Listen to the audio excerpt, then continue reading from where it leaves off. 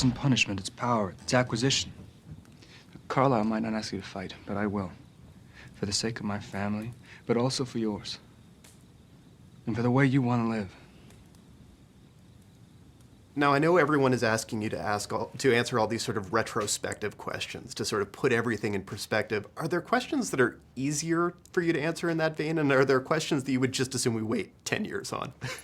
Yeah, I mean, that's like, how do you feel? I'm like, I don't know. I'm kind of just like, I don't really feel anything. Like, I'm kind of, yeah, it's weird because you still feel like it's still so much part of your job. I'm not like, yeah, it's very much in the present. I'm not nostalgic about it yet. It hasn't ended.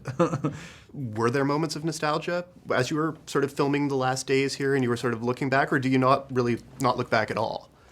Yeah, no, I mean, even, I know Taylor and Kristen had a moment where they're like, when they were having their last scene together and they were like, oh, this is our thing. I don't know, I didn't really feel that way about it. I was kind of, because we kept getting called back for reshoots all the time, so I was like, it's never ending. Yeah, and so by the time we finally finished, we were just running away. So you never felt that sort of last day of school, last day of summer camp, let's keep in touch, we'll all be friends forever kind of moment?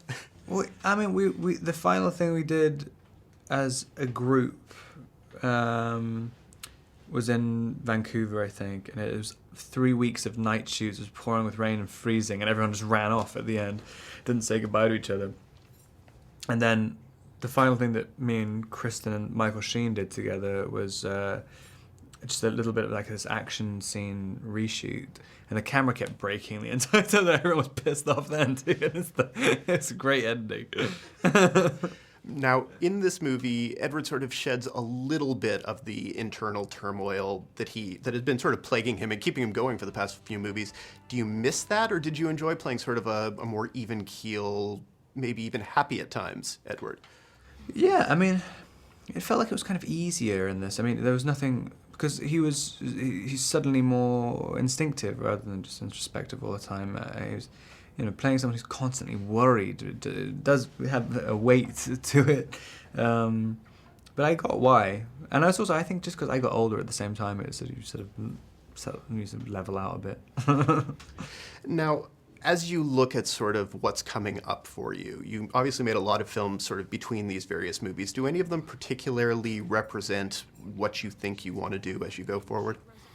Yeah, I mean, all of them. I think even in the individual Twilights, there's a kind of progression to them.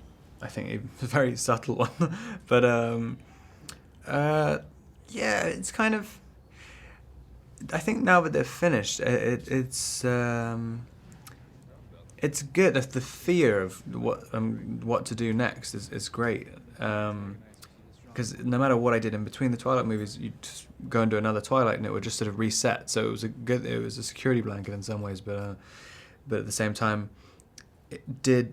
people kept forgetting what you did in between. So you weren't really making like a body of work in people's minds, in the audience's minds.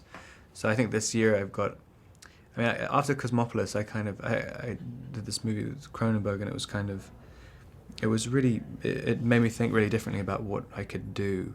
And so I signed on to basically as different characters I could possibly get my hands on, all of which are absolutely terrifying. So hopefully it'll be good. Find out what's next in movies, music, and TV at hitfix.com.